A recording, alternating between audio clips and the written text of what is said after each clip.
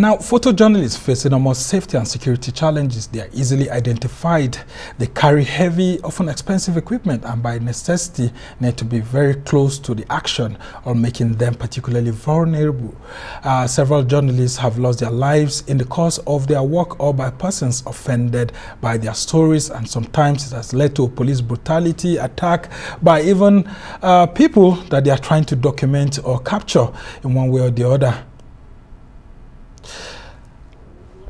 Well, to help us look at photojournalism in Nigeria and press freedom in the country, I have with me in the studio multiple award-winning visual journalist SODIQ Adilakun, and of course here with him is TAIWO Aino, who is a female photojournalist documenting the lives of Nigerians in different parts of the country. Thank you so much for joining us. SODIQ, let's talk about the issues of photojournalism in Nigeria and how in trying to capture what Nigerians are doing through pictures, sometimes it can get you into trouble with the authorities or even commendation. Thank you for having me.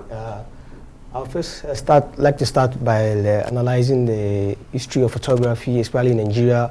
I'm sure many of us are familiar with the late Peter Obi, who Peter Obi, yes, yeah, who has been one of the front runners of photojournalism in Nigeria and the fathers of photojournalism in Nigeria, and the likes of George Oshodi and George A. Series of this world. Those are the people who we actually look out to then before we started the profession. For us who have been in this industry for a while now, we have been more or less like someone who are like a threat, but we are not a threat to anyone.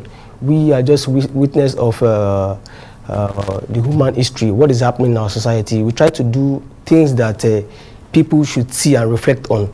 When we take pictures, we try to convey it with our emotion, so that when you also look at it, you also look at it from your own emotional point of view before you start asking questions. And when you ask questions, you have to answer you have to give the answer yourself, because you have to reflect. It's a kind of mirror where you look at it. This person I'm seeing, what if I'm in this person's situation? How will I feel? So that is what we do generally. Okay, and we come to you, TAIWO. You've been documenting the lives of young people like you across Nigeria, and of course you have been also trying to let people understand how important it is for us to have, respect for photojournalists who do their jobs without any inhibition, both in terms of their freedom being curtailed and why it's necessary for people like you to be given opportunities to just tell the stories visually. Yeah, please, what's your question? Can you come again? Yeah, I mean, in terms of trying to document the lives of people, the lives of Nigerians, without any inhibition by anyone, you have been doing the storytelling yourself through your camera. I mean, tell us more about that. Okay, yeah, so I started photography. I started photojournalism seriously by 2019, and I firstly go on streets. I tell stories of people on the market, and with time, I started following up people like Mr. SODIQ Adilakun, asked them how they overcome their fear on streets, how they turn their pictures into photo story, into story that people can relate with, into photo that would tell a good story. So yeah, I did my first project in March, which is a game of confidence. It was exhibited at Alliance Française. So I documented the life of 6 female boxers. So I spent a whole week with them, telling their stories, knowing the reason why they are into boxing. Some were into it because of self-confidence. They want to develop their self-confidence. The other one was because she wants to become a star. I mean, pictures is very dynamic. There are many reasons people tell story. But for me, I'm into the documentary part of photojournalism. I follow story after the news has occurred. Thank you. I come back to you, SODIQ. The issues of brutality of journalists on the streets of Nigeria during press coverage is one that continues to bring the issues to limelight. I mean, you see lots of people saying that once a policeman sees a camera with you as a photojournalist, he or she tries to feel threatened. Talk to us about that. Firstly, I would like to give the statistics of how safe it is to be a journalist, most especially a photojournalist in Nigeria. In the world today, Nigeria is sitting on 120 list of the country where it's worst to be a journalist. Talk less of someone who's carrying a gadget like a camera, where it's very visible and it looks like a weapon to so many people you approach. In Nigeria, I'll give you an instance whereby during the EndSARS, there are so many things that happen on the street, and so many fake news and many activities, and a lot of people were saying so many things about the police and all of that. And when I was shooting the pictures on the streets and the head of the unrest going on in the upper area of Abuja, where so many cars were burnt, and I went there and I was photographing, and the people were somehow hostile to me too. But when they begin to look at my ID card and say, asking me questions, who am I? They begin to check on phone, who am I? They are able to see images that are related to what I do. Most of them are something that relate to more of human interest, how human are abused and all of that. And while I was photographing the whole thing, I mean, the police were also involved in the process, and some of the police asked me, well, what are you doing? It's very risky for you. And I replied to the police that it is very risky for me, but what about you too? It's very risky for you. If I don't photograph you, how would the world know that you are protecting and trying to put calm into the situation? So for us, we are like a witness to what is happening, the reality. So even if somebody is in somewhere in that particular place recording you and giving you a false narrative, I should be the one that will tell the better story, because you know me, you can see my ID card. So if I do anything wrong, you know where to find me. And that is one of the things I try to let them know, and they allowed me to do my work perfectly. And if you are talking about brutality in Nigeria, I mean, it's very common. Every work has its own disadvantages, and I already know that me carrying a camera, I'm already disadvantaged. So I try to find a balance in between. Is the story worth it? Is it not worth it? They say no story is worth your life. Yeah. But my life is worth of a good story. So I try to live my life in a way that people can remember me for. Yeah, because talk to us about some of those stories that you've been trying to document, because I've seen that you've gone around some parts of the country talking through your camera on specific issues that are happening, both in terms of human rights, women, children, and all of that. Okay, so you know, when the news break and people report the news, so many people just forget about the news. Look at it, go to the newspaper stand, switch on the TV and watch the news, and some people might actually forget about it. But for me, you know, I try to look at it in another perspective, in the sense that, will people want to forget something that is affecting them in a very short while? If I'm living in a community and I stay in that community and I say this is not right, and I did it once and it doesn't work, it doesn't mean I will stop there. I have to continue from there. An example is, before, if you are a photographer before, a journalist before, you might have to do a picture story, and because you don't have a lot of journalists, maybe like 50 or 40 years ago, if a journalist do it, it might be very meaningful. But today, in a breaking news scene, you have a whole lot of cameras and everybody is there. So no matter the angle you want to take, everything is still going to be reported on TV by everybody. So for you now take the story to the home of those people who are victims. That is what I do. And when the story of abduction started in Chibok, I realized that so many foreign agencies came and started telling stories. Some of them don't even live in Nigeria. So they might try to falsify it to their own advantage. But for me, when the abduction started, the one that happened in Kankara, in Katsina, I traveled, and I even it was very risky, I traveled and tried to take the story to their home, and I started from there. And I noticed that the pattern was going on and on. I said, okay, I don't want to approach this story in such a news style. I want to approach it in a kind of documentary style. I want to personalize it from a human angle, under a long-term perspective. So I continued with it, and I was approaching the subject, and I was asking questions. Most of those families, they relate with me as if they've known me before, because they understand what I want to do with the picture story.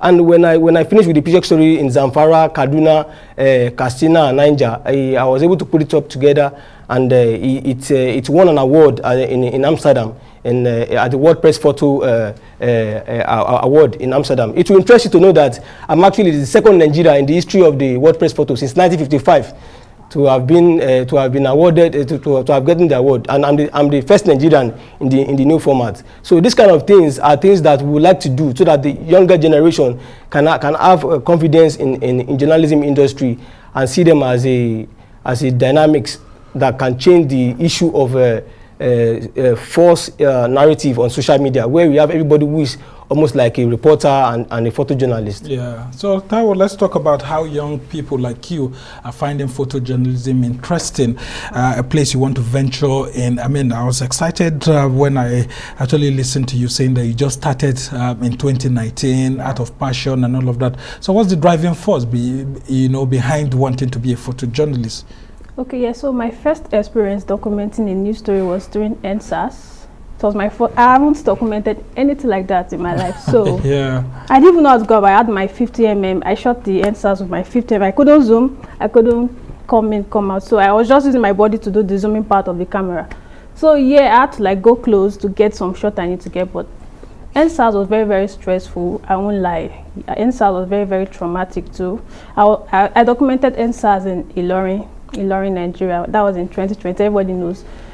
So yeah, what drives me as a storyteller is the passion to get better, the ability to get better. Like, I want my story to always relate to you. I want you to read meaning to my story. I don't want to take just pictures.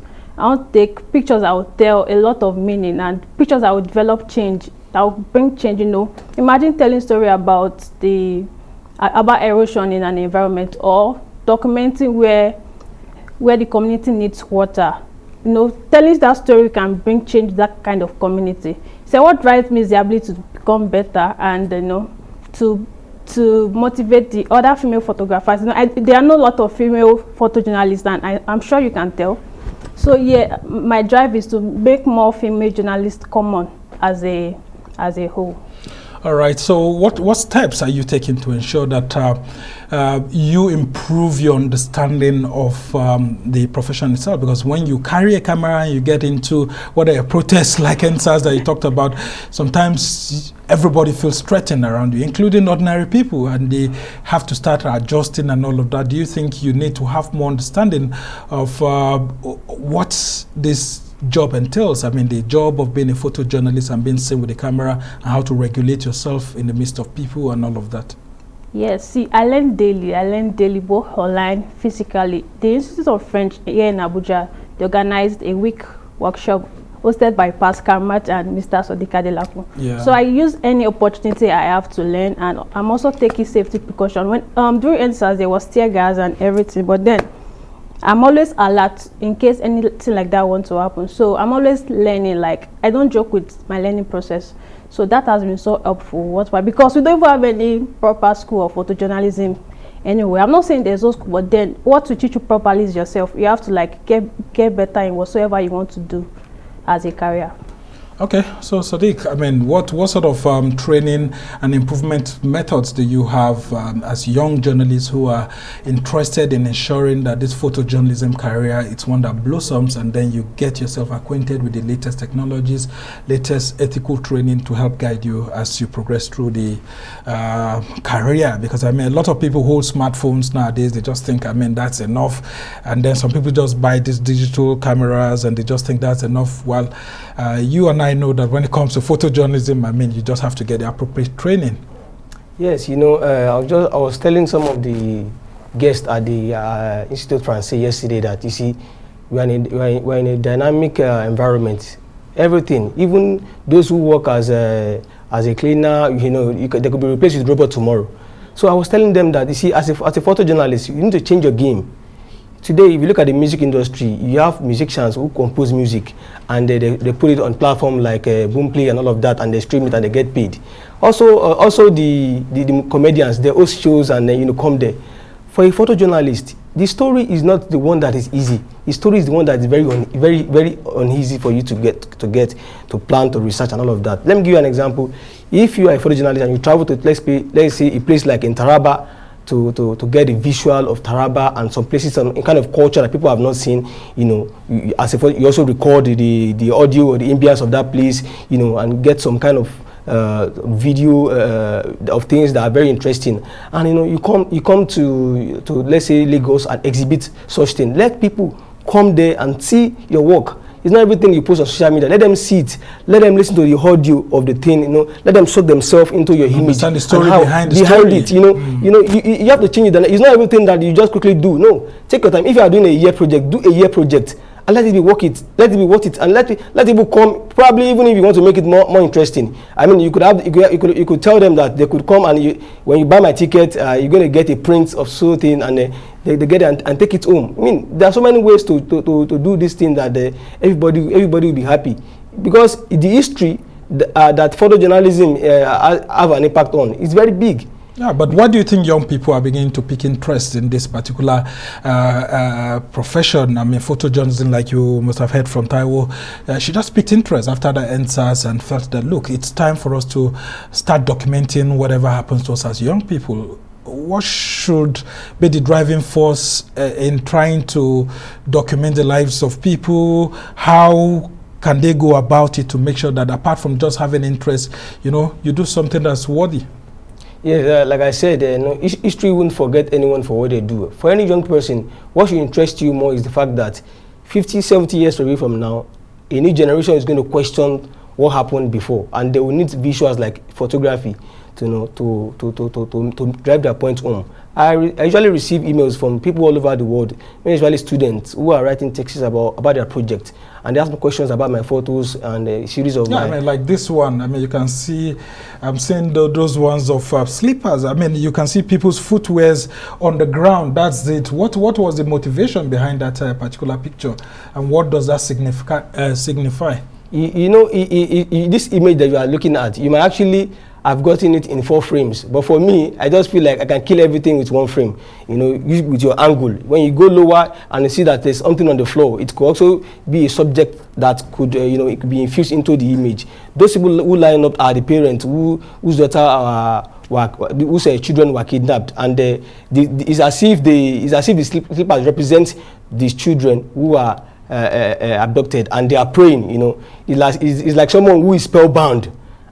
And you are praying to release a kind of magic to make them come back to life. That is the kind of effect I put into my picture. When you look at my pictures, I want you to have a feel of what if you are in that situation. What can you connect with? You give yourself the answers. Yeah, but when you have an empty classroom like this, what does this mean? It projects the emptiness of the future, that the education that we are, especially in Nigeria, so many students are on strike. You look at the empty classes, and look at the transition of that element, the angle, the way it goes down, and the emptiness. It leads you to one thing, just a part, and that part might be a part of destruction. When you have a class whereby people are no longer there, it's a part of destruction. So those are the ideas I put into my picture. If you look at the beginning of the picture, you see a name, Saminu, blah blah blah, and you see it leads you down into the end of the thing. So and all empty. I mean, just like that. Empty. Emptiness. Universities are shut down at the moment. Yeah. And as we try to conclude in all of this, TAIWO, you have been focusing more on documentary rather than everyday news reports more. Tell us the nexus between that and what we do, because I mean, photojournalism, when it comes to going to the street every day, I mean, things seem to be done in a rush. But when you talk of documenting, it takes a longer period of time. Like how long does it take before you're able to tell a particular story about a particular idea that you have come across? So ideas matter. So some particular story can be done in a day, some can be done in a week, some can be done in a month. So it depends on the kind of story you want to tell. Let's say you want to tell a story of a day in the life of Mr. SODIQ. So I'll start from him getting ready to bathe, him getting to go to work, from work, him taking news, then him editing his photos. That's a one-day story. Let's say I want to document a week story, like the Game of Confidence story I shot at Alliance Française. I did that in a week. Though the story is not completed, but I did an aspect of a project in a week. So it depends on the kind of story you want to tell. Yeah, I mean, and some other stories too. Yeah, this was when I went to Kano. I was doing the street photography, daily life of people in Kano. You know, in Kano, they still ride bicycle, this kind of scooter. So yeah, it depends on what you want to tell, actually. So some people tell stories for 10 years. So and it that's depends. You, I guess, with the camera, right? Yeah, that was during Dambe boxing. I just went to observe what they do at Dambe, so that I'll go back with a well-defined topic on what I want to do on Dambe. So the photographer was photographed herself. Yeah, so like I said, it depends on the story you want to do. A story can take a day, a week, a month. And how about this? A year. What does it actually signify? This was during Dobar Festival in Kano. This is a portrait of a Dogari. So Dogari have got the king's slaves or friends, particularly. So it's people tying who a go turban. around with him and all Yeah, of that. doing turban. Most of them are dressed like this. So this is a turban, and I saw a light from the front side. I think it made a very, very good portrait. So yeah, I love using the element of light in my pictures. It adds more drama to the photograph, and it brings more life into the photograph. So yeah. All right. Well, we just hope that you continue to infuse digital technologies into whatever work you're doing.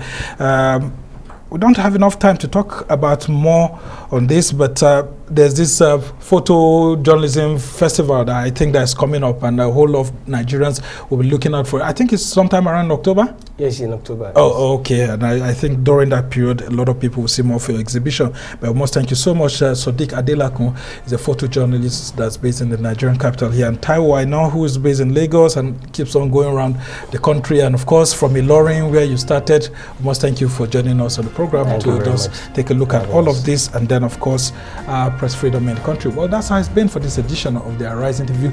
Do join us again next week from me and the entire team here in Abuja. Goodbye and thank you for watching. I'm Sambo.